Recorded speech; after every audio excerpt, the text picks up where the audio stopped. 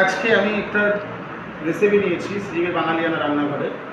ভিডিওটা অবশ্যই ভালো লাগবে আর গুরুত্বপূর্ণ একটা টেস্ট রেসিপি আপনাদের কাছে তুলে ধরছি। অনুরোধ রইল বাড়িতে একবার টেস্ট করবেন আর আমাকে কমেন্টে জানাবেন কেমন খেলেন। আজকে রেসিপিটা নিচ্ছি কুলা চিকেন। কুলা চিকেন রেসিপি করার জন্য আমি এখানে ওই 1 কিলো 400 মতো চিকেন নিয়ে নিয়েছি। চিকেনটা একটু নিয়েছি ঠিক কিন্তু তেল মুরগি টাইপের, ঠিক আছে, যেগুলো তেল হয় তেল মুরগি টাইপের আমি নিয়েছি। এই কুলা চিকেনটা আপনারা বললো আর ভিডিওটা ভালোবাসে লাইক কমেন্ট শেয়ার করতে ভুলবেন না। শ্রীজীবের বাঙালিয়ানা রান্নাঘরে দেখুন আমি প্রথমে এই লেবুটাকে চিকেনের মধ্যে এখানে চটকে দিলাম। আর এই চিকেনটা করতে গিয়ে সামান্য একটুখানি তেল লাগে, অ্যাকচুয়ালি তেল ছাড়াই হয় চিকেনটা। কিন্তু আলু দেবো, যেহেতু আমি আলু খেতে ভালোবাসি, আপনারা আলু না দিয়েও তৈরি করতে পারেন। দেখুন ভালো করে লেবু রসটা দিয়ে মাখিয়ে দিয়েছি। এবার প্রতি টেস্টটা কিন্তু ভালো করবেন। এখানে আছে এটা হচ্ছে সোয়া সস। এই সোয়া সসটা কিন্তু সব রান্নায় চলে না।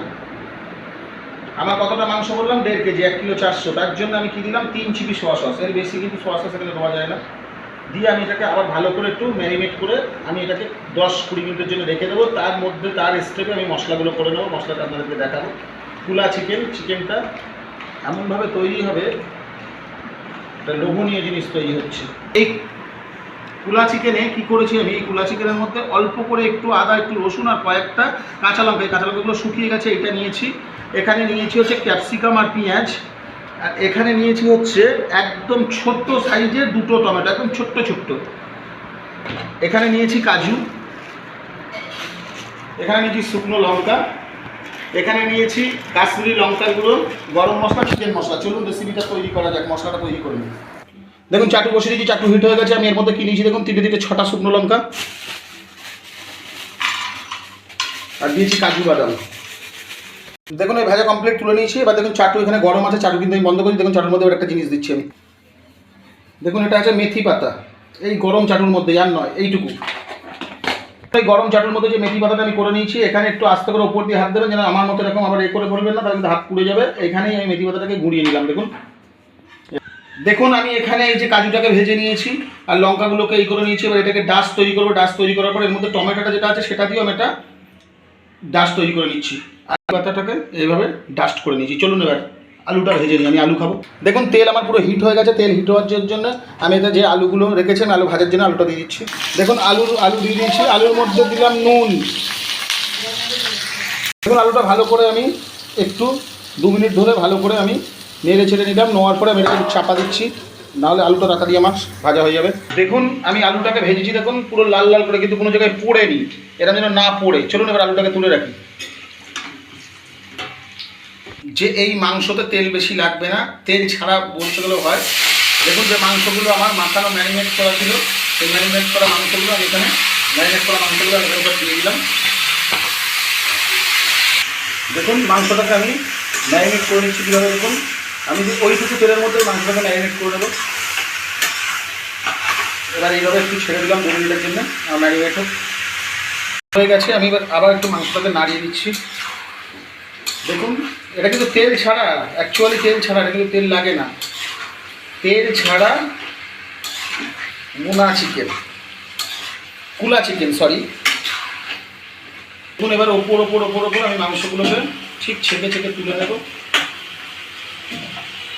গ্যাসের ফ্লেমটাকে লো করব, করে ওপর মাংসগুলোকে ছেঁকে আমি তুলে নিচ্ছি।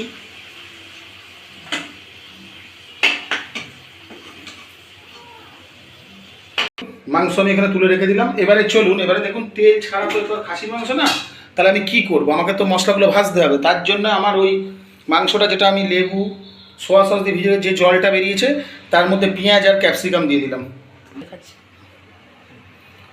দিয়ে দেওয়ার পরে এখানে দিয়ে দিচ্ছি একটু নুন।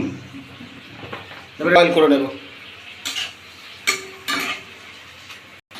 প্রতিটা স্টেপ কিন্তু ফলো রাখবেন। হ্যাঁ, এখানে দেখুন আমি এইভাবে তেল ছাড়া যখন রান্না করছি, এখানে কি করছি, হালকা করে দেখুন এইটুকু চিনি নিয়েছি। চিনিটা এখানে কেন দিয়েছি, চিনিতে একটা জিনিস হচ্ছে এইটা গলবে, সঙ্গে যে আমার একটা তেল ছাড়া যে মাংসের মধ্যে যে গন্ধ, তার টেস্টটা আলাদা একটা ফ্লেভার এনে দেবে। দেখুন যখন আমি চিনিটা দিয়েছি ভালো করে স্টেপে ফলো করবেন। দেখুন এখান থেকে একটা তেল ছেড়েছে, দেখতে পাচ্ছেন, দেখতে পাচ্ছেন, কিন্তু এটা তেল নয়, এটা তেল টাইপের ছেড়েছে। কেন, কারণ ওই মাংসের মধ্যে যে তেলগুলো ছিল সেটা গলে এসে এখানে কিন্তু ছেড়েছে, যার কারণে আমার তেল লাগলো না। আর এই গরমে যত তেল না খাবেন তত ভালো, আর এর টেস্ট হবে একটা অসাধারণ দুর্দান্ত। চলুন এবার এর মধ্যে আদা রসুনের পেস্টটা দিয়ে দিই।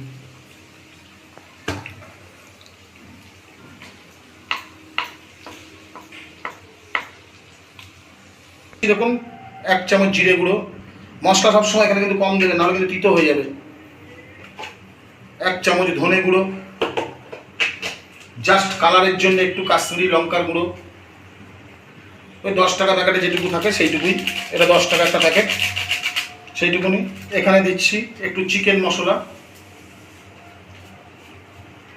আর সঙ্গে দিচ্ছি আমি হচ্ছে হলুদ।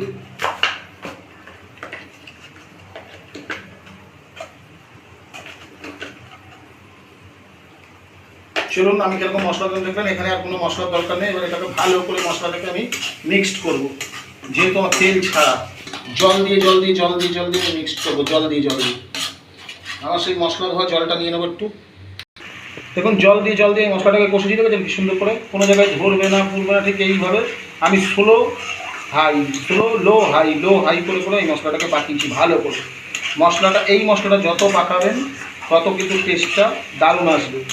কিন্তু ভুল করেও যে আপনারা মনে করুন হয়তো ধরে নেবে, তেল দেবেন না, কিন্তু এখানে যতবার করে মশলা ধোয়া জল একটু দেবেন, কিন্তু আশা করি ধরবে না। দেখুন এখন তলায় একটু ধরবে না কিন্তু। এবারে আমি এখানে দিয়ে দিলাম হচ্ছে আমার সেই ভাজা মাংসগুলো, ভালো করে মাংসটাকে একদম কষিয়ে নিচ্ছি।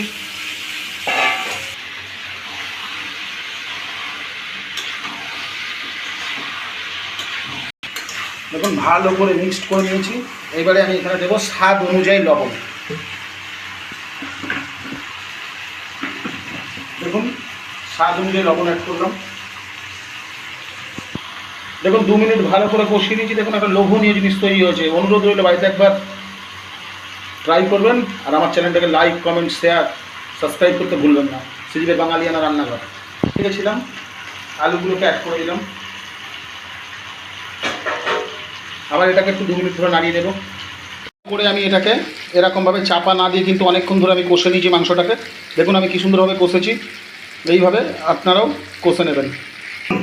সেই মশলাটা শুকনো লঙ্কা, কাজু আর টমেটো দিয়ে দিলাম, মিক্সড করলাম। মিক্সড করার পরে একটু জল দেব। দেখুন ধুয়ে একটু জল দিয়ে দিলাম, আরও 2 মিনিট কষে নেব।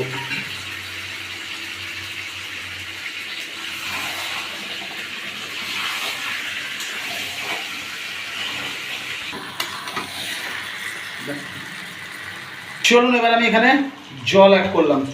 এটা কিন্তু বেশি ঝোল খায় না, হালকা জল একদম অ্যাড করলাম, বেশি ঝোল খায় না যেহেতু আলুটা গলার জন্যে, সেই মতো জল। এটা কিন্তু ঝোল একদম ঝোল হয় না মাংসই।